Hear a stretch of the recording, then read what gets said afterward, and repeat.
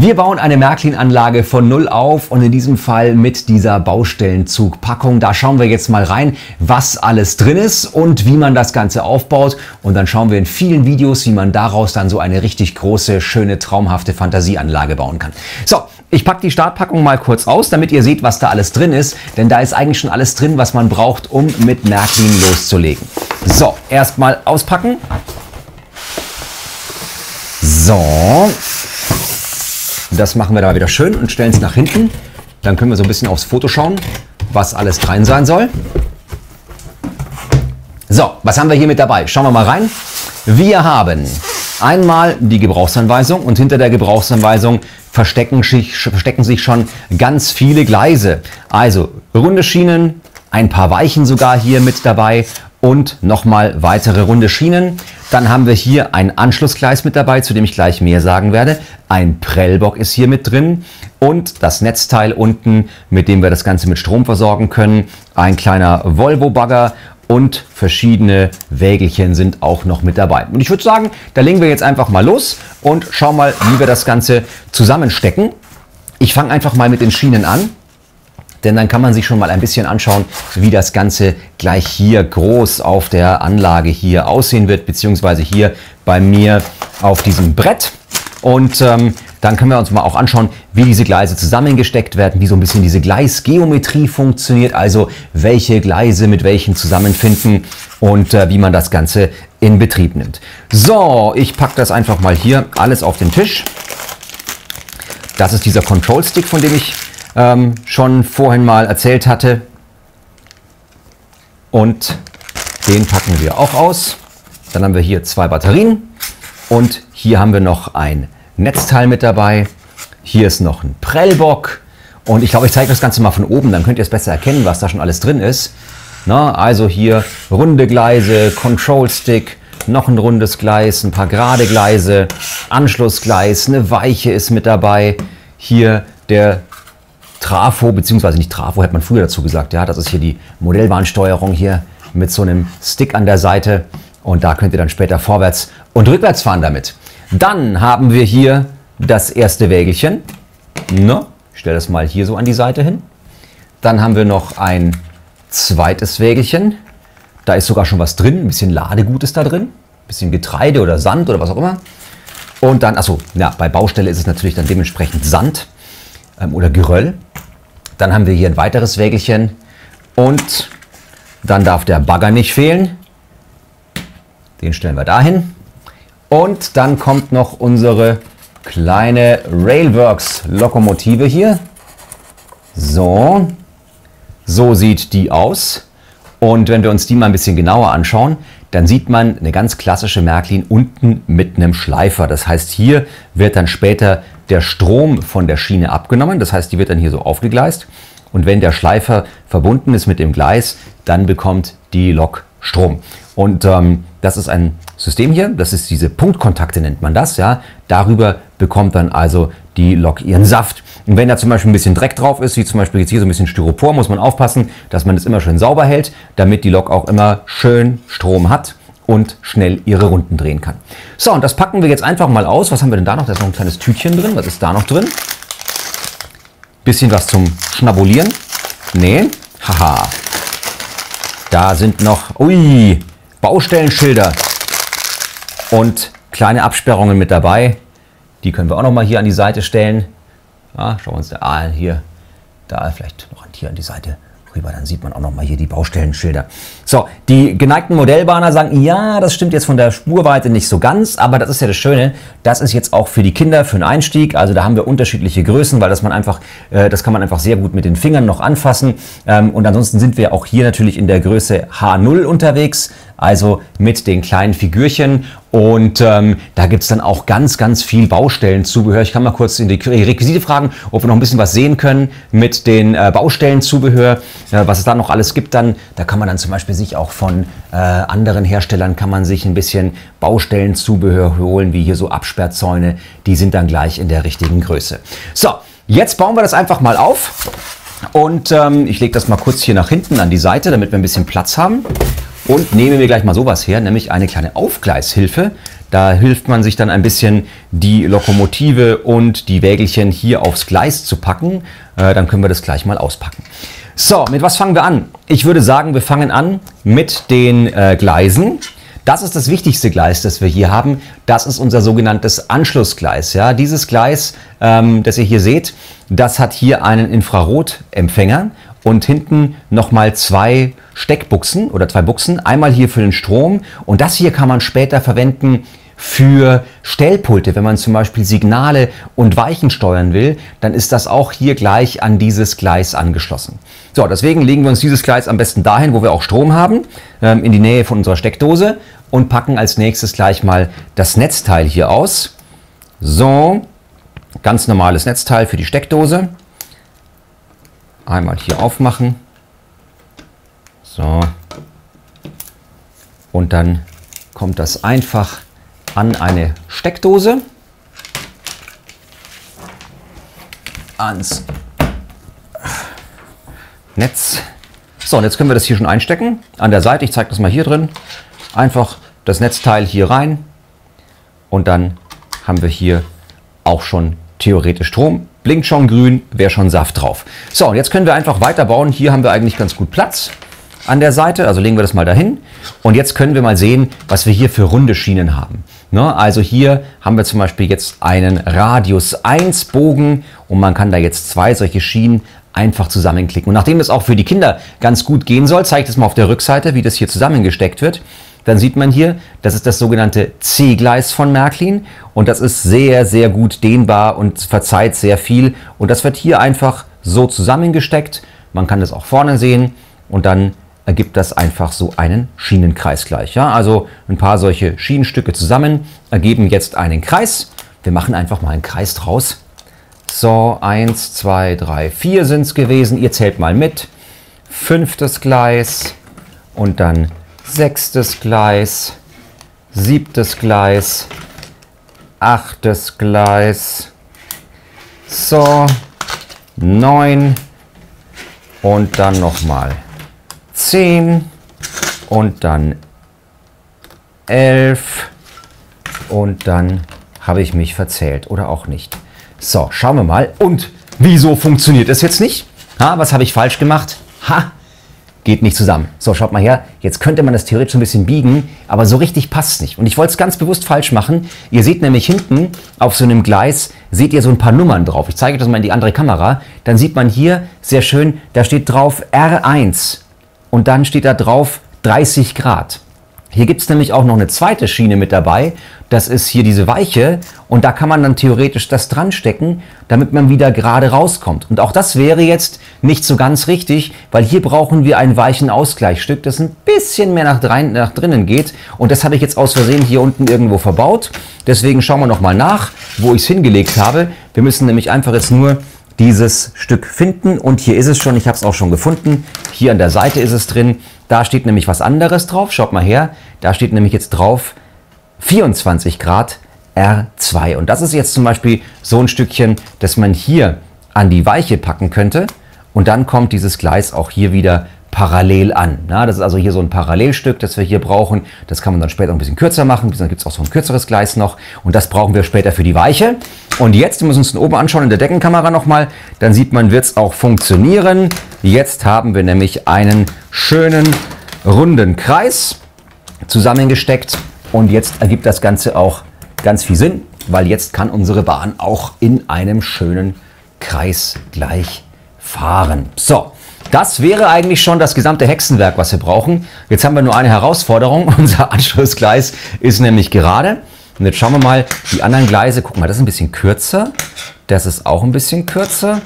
Das ist auch kürzer.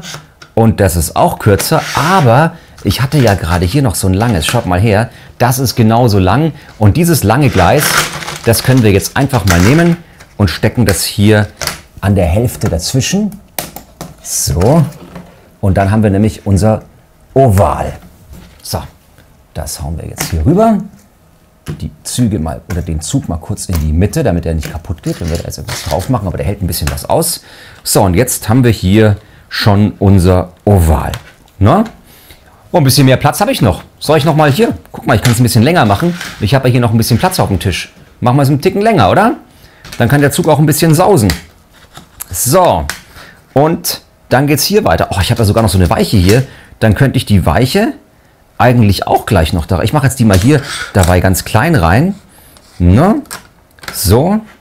Beziehungsweise jetzt mache ich es erstmal ohne Weiche. Fangen wir erstmal simpel an. Ausbauen können wir uns immer noch das Ganze, was wir hier sehen. So, das war jetzt ein kurzes. Dann muss da hinten auch noch mal ein kurzes hin. Okay. Und dann geht es hier weiter. So, mehr oder weniger sind wir schon fertig. Jetzt können wir unseren Zug aufgleisen. Wir können mal mit den Waggons anfangen. Hui. Nummer 1. Nummer 2. Und Nummer 3. Und jetzt können wir das ganz vorsichtig auch noch mal bei der Lokomotive machen hier. Setzen die mal ganz vorsichtig hier drauf. Hopp, sagte er und machte es falsch. Aber da können die Kinder gleich mal ihre motorischen Fähigkeiten üben. So, Zug ist aufgegleist. Kann quasi losgehen. Jetzt habe ich noch einen Prellbock übrig und eine Weiche übrig. Und hier noch was. Das wird ja ein schönes Abstellgleis gleich für unsere Baustelle. Ah, toll. Können wir das schon mal hier ein bisschen vorbauen. Hier mit Prellbock an der Seite und hier dann die Weiche. Dann können wir schauen, ob wir noch, ja, mit innen wird ein bisschen knapp, aber vielleicht kriegen wir es außen gleich hin. So, jetzt brauchen wir noch unseren Power Control Stick und damit da die Batterien nicht immer rausfallen, kann man die auch mit dem Schraubenzieher festmachen. Da drin, ich mache den mal hinten auf der Rückseite kurz auf. Da ist ein kleines Schraubenzieherfach drin. Da mache ich mal kurz hier auf, damit die Batterien nicht rausfallen. Und dann kommt einmal kurz diese Schraube hier raus. So. Und dann kommen die kleinen Batterien hier rein. Na, das ist noch ganz neu verpackt hier. So. Und die kann man natürlich, also sind welche dabei. Ihr könnt natürlich auch die wiederaufladbaren nehmen. Und das sind jetzt die AAA, sind das also diese 3xA Batterien. So, kommt hier rein und da rein. Jetzt können wir es auch gleich wieder zuschrauben hier. Dann ist es aufgeräumt. Und dann fallen die auch nicht raus. So. Und jetzt können wir das erste schon sehen, nämlich da hinten. Seht ihr, da ist so ein Schieberegler. Für 1, 2, 3, 4 Punkte. Kann man das einigermaßen erkennen? Ich ziehe es mal ein bisschen rüber, so hier. Jetzt müsstet ihr es sehen können. Da kann ich nämlich verschieben, wie viele Lokomotiven ich damit steuern will. Steuere ich die erste Lok? Steuere ich die zweite Lok? Steuere ich eine dritte Lok oder steuere ich eine vierte Lok? Bis zu 4 Lokomotiven kann dieser kleine Control Stick steuern. So, und jetzt kommt mal die Probe aufs Exempel, ob ich den ersten schon richtig angeschlossen habe. Indem wir hier fahren. Jetzt habe ich doch die falsche genommen. Schauen wir mal, wie ich eingestellt war. Nehmen wir die zweite. Yay, die ist es. So, also auf 2 war es eingestellt. Und jetzt kann unsere Lok schon ihre Runden drehen. Und jetzt kann ich nochmal nach vorne gehen. Dann wird sie ein bisschen schneller fahren. Und wenn ich den Stick ein weiteres Mal nach vorne schiebe, fährt sie noch schneller. Und nochmal nach vorne. Dann sind wir noch schneller.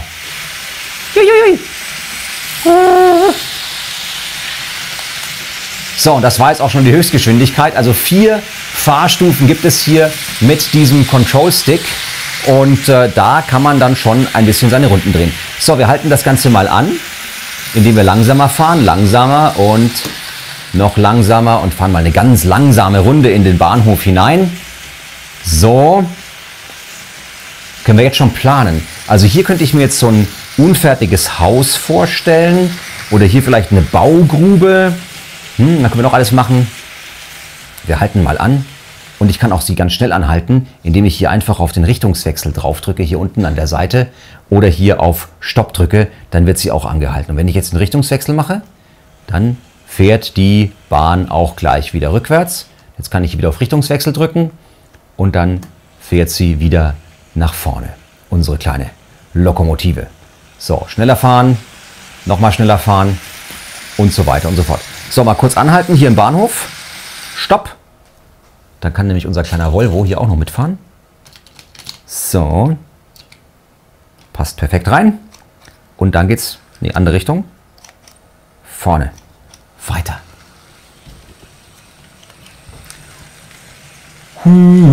So, und schneller geht die Reise. Und jetzt lasse ich Sie mal hier in der Kurve ein bisschen anhalten, weil ich habe ja noch ein paar Gleise übrig. Also hier habe ich noch eine Weiche. Und diese Weiche, schaut mal, die ist von der Länge, von oben kann man das ganz gut sehen, ist die genauso breit wie unser Anschlussgleis. Ja? Und ich habe irgendwo noch ein zweites so langes Gleis gehabt, nämlich hier hinten. Das war auch so lang wie unser Anschlussgleis. Und jetzt mache ich mal Folgendes. Ich nehme das mal hier raus, an der Seite, und setze das erstmal komplett gegenüber von meinem Anschlussgleis hier vorne. So, das war das kurze jetzt. Ich zeige euch das nochmal. Das ist also ein bisschen kürzer als, nee, das war jetzt genauso lang. Dann habe ich es falsch gemacht. So, da wollte ich die Weiche nämlich hinsetzen. Die ist dann genauso lang wie das Anschlussgleis, ganz genau. Hier seht ihr das. Also das ist genauso lang wie hier und dann auch genauso lang wie die Weiche. Und jetzt können wir dieses runde Gleis hier vorne einsetzen. Das ist eben jetzt so ein Radius 2, nicht? Also so ein Ausgleichsgleis gewesen hier für so einen weichen Bogen, R2, 24 Grad heißen die. Ne? Und das können wir jetzt eben an dem Gleis da oben hin machen. Und dann, wir müssen strecken, haben wir ein kurzes Gleis. Schaut mal, das ist ein bisschen kürzer als die Weiche. Und wenn man das jetzt hier vorne wieder hinmacht, dann kommt man hier wieder parallel raus. So könnte man zum Beispiel jetzt auch ein paralleles Gleis hier draus machen. Dann wird es hier weitergehen. So, jetzt ist aber ein bisschen kurz hier. Jetzt schiebe ich mir das Ganze mal so ein bisschen nach hinten mit meiner Bahn. Jetzt habe ich hier diese Matte liegen, aber das macht nichts, die fährt da trotzdem gut rüber. So, und jetzt ziehe ich mir das hier wieder raus und könnt ihr mir eben jetzt überlegen, will ich da eher noch mal ein längeres Gleis hier reinmachen? Jetzt brauche ich halt 3 gleich lange Gleise. So, das ist ein bisschen länger, das ist ein bisschen kürzer gewesen. So, also, das wäre, wie lang ist das hier? Das ist auch ein kürzeres, also muss ich überlegen, das war ein längeres. Ne? Also da müssen wir mit dem kurzen wieder raus, damit es hier parallel ist. Und jetzt haben wir hier theoretisch einmal das hier, dann noch ein zweites Mal das hier und ein drittes Mal das hier. Jetzt müsste es eigentlich funktionieren. So, also 3 kurze Gleise genommen. Dann können wir das hier schon wieder zusammenstecken. Und dann haben wir dieses Gleis hier noch. So. Und damit unser Zug jetzt nicht übers Gleis hinausfährt, kriegt er da noch den Prellbock hin. Da kommt der Prellbock rein und dann sagen wir, hier ist bitte Schluss, hier ist Baustelle, na, hier an der Seite. Oder machen wir die Baustelle hier hin. Das jetzt auch ein bisschen dekorieren. Achtung, hier wird gebaut. Bitte, hier sind Gleisbauarbeiten. Stopp, hier geht es nicht weiter. Hier ist alles under construction. Noch ein Baustellenhütchen davor. Ach, ich habe hier noch so einen kleinen, guck mal, hier auch sowas gibt es noch. Den kann man sogar fernsteuern mit einer kleinen Fernsteuerung. Ist dann so die Größe, die man auch dazustellen kann. So, und schon sieht es hier ein bisschen nach Baustelle aus. Und jetzt müssen wir schauen, wie unsere Weiche geschaltet ist, wie unsere Weiche gestellt ist. Hier oben sieht man jetzt in der oberen Kamera gerade ganz gut. Die ist nämlich jetzt auf gerade. Und jetzt kann ich sie hier theoretisch umstellen auf die andere. Ne? Und jetzt schauen wir mal. Lassen wir unseren Zug mal ganz, ganz langsam in das Abstellgleis hineinfahren. Schwupp, schwupp, schwupp, schwupp, schwupp. Ganz langsam fährt er hier rein und ist fast ein bisschen lang. So, ja, also ein zweiter kommt nicht dran vorbei. Macht ja nichts. Fahren wir wieder raus. So. Und jetzt können wir die Weiche wieder umschalten und dann kann unser Zug wieder rausfahren. So, fahren wir da mal zurück. Ja, und da kann man jetzt eine ganze Menge weitermachen. Also jetzt könnten wir theoretisch mal überlegen, wie könnte diese Anlage zu einer großen Anlage werden? Was könnten wir hier alles aufbauen?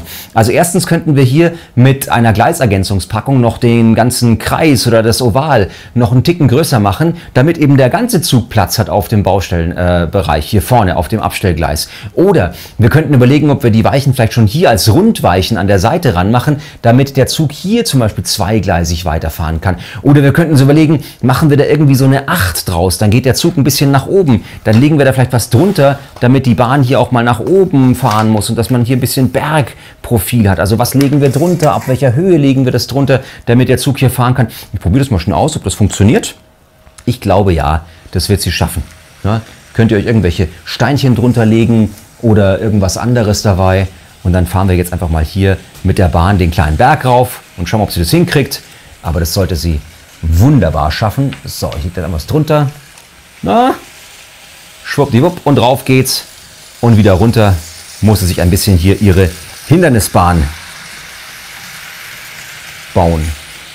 So. Ich würde sagen, wir haben eine ganze Menge vor für die nächsten Episoden auf diesem YouTube-Kanal, denn jetzt können wir von der Startpackung aus loslegen und können eine riesengroße Baustelle bauen. Wir können Gleisbauarbeiten simulieren. Wir könnten überlegen, ob wir noch eine zweite alte historische Dampflokomotive irgendwo hinsetzen. Es gibt nämlich noch eine zweite Startpackung oder ganz viele andere Ergänzungssets von Märklin, womit man dann eben weiterbauen kann, hier mit seiner Märklin-Anlage. Und darauf freue ich mich mit euch in den nächsten Episoden.